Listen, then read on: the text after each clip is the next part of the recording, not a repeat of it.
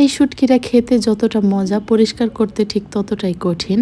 আজকে আমি আপনাদের দেখাবো কিভাবে সবচেয়ে সহজে এই শুটকিটা পরিষ্কার করে ফেলবেন। হ্যালো এভরিওয়ান, আসসালামু আলাইকুম। কি অবস্থা সবার, কেমন আছেন? আজকে আমি রান্না করব ঘন্যা শুটকি, কিন্তু রান্না করার আগে দেখুন শুটকি পরিষ্কার করতে গিয়ে আমার কতটা ঝামেলা পোহাতে হচ্ছে। প্রথমে আমি শুটকি আলাদা করে কেটে নিয়েছি যাতে আমার পুড়ে নিতে সহজ হয়। তো দেখতে পাচ্ছেন আমি যেই সাইডটা আইস থাকে ওই সাইডটা খুব সুন্দর করে পুড়ে নিয়েছি। ভিডিওতে দেখানো পদ্ধতিতে আমার মা পরিষ্কার করে, কিন্তু আমার আবার অত ধৈর্য নাই। আমি অনেকক্ষণ ট্রাই করলাম এভাবে, কিন্তু আইসগুলো সম্পূর্ণভাবে উঠতে চাচ্ছিল না।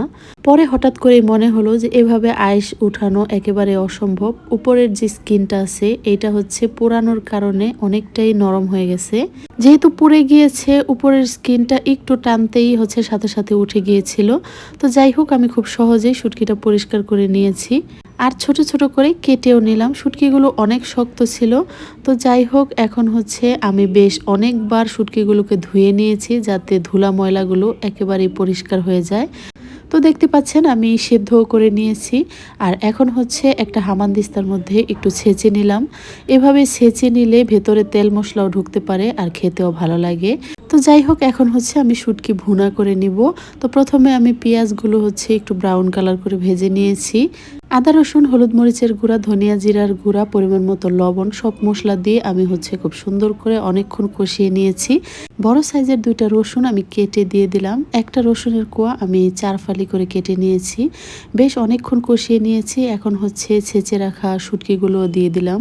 শুটকি রান্না করার সময় একটু অল্প আছে অনেকক্ষণ কষিয়ে নিলে কিন্তু শুটকির টেস্টটা অনেক গুণ বেড়ে যায়। আর এখানে শুটকি সিদ্ধ করার যে পানিটা ছিল সেই পানিটাও আমি দিয়ে দিলাম উপর থেকে। সাথে কয়েকটা কাঁচামরিচ দিয়ে পরিমাণ মতো নর্মাল পানি দিয়ে দিলাম। এই তো দেখতে পাচ্ছেন পানি অনেকটাই শুকিয়ে গেছে আর রসুনগুলোও খুব সুন্দর সেদ্ধ হয়ে গেছে। তো শুটকি আমি একদম শুকিয়ে নিয়েছি। আমার রান্নাও কমপ্লিট। তো আজকের রান্নাটা আপনাদের কাছে কেমন লাগলো অবশ্যই কমেন্টে জানাবেন। ওই দিন আমি ডিপ ফ্রিজে লিচু সংরক্ষণ করে রাখছিলাম। তো 3-4 দিন হয়ে গেছে। তো আজকে আমি ভাবলাম একটু বের করে দেখি লিচুগুলো খেতে কেমন লাগে। আসলে যে কোনো জিনিস ফ্রিজে রাখলে ওইটার টেস্টটা যে একটু অন্যরকম হবে সেটাই স্বাভাবিক। আমি কয়েকটা লিচু পানির মধ্যে 2-3 মিনিটের মতো ভিজিয়ে রাখবো। তা নর্মাল টেম্পারেচারে চলে আসলে তারপর ট্রাই করব। তো দেখতে পাচ্ছেন অনেক নরম হয়ে গিয়েছে। আমার মনে হচ্ছিল খোসাটা ছাড়িয়ে রাখলে বেশি ভালো হতো। তো যাই হোক, খোসা ছাড়ানো একেবারে ইজি, কারণ যেহেতু একদম নরম হয়ে গেছে। তো বেশি দিন হয় নাই যেহেতু ফ্রিজে রাখছি, স্বাদ ঘ্রাণ সবই ঠিক ছিল আর খেতেও অনেক মজা লাগছিল। এর পরের বার আমি ফ্রিজে সংরক্ষণ করলে উপরের খোসাটা ছাড়িয়ে এইভাবে করেই রাখবো। তাহলে বের করে কিছুক্ষণ রেখে সাথে সাথে খেয়ে ফেলা যাবে, পানিতে আর ভিজিয়ে নিতে হবে না। আজকে আয়ানের ইচ্ছে হয়েছে বাইরে গিয়ে সাইকেল চালাবে। অনেকদিন আগে প্রায় 2-3 বছর হলো এই সাইকেলটা আনা হয়েছে, কিন্তু নানা কারণে আজ পর্যন্ত বাইরে গিয়ে চালানো হয় নাই। ও আজকে অনেক খুশি, অনেকদিন ধরেই বলতেছিল সাইকেলটা নিচে নামিয়ে দিতে। যেহেতু আজকে ফার্স্ট টাইম বাইরে চালাচ্ছে, তো প্রথম প্রথম একটু ভয় পাচ্ছিল, এখন যেন ভয়টা কেটে গেছে। আর এইখানে বাচ্চারা খেলাধুলাও করছিল। শৈশবের ছোট ছোট এই মুহূর্তগুলোই একদিন হয়ে যায় সবচেয়ে সুন্দর স্মৃতি। তো সারা বিকেলে ওর সাথে আমরা বাইরে ছিলাম আর আজকে খুব ভালো লাগলো ওর খুশিটা দেখে।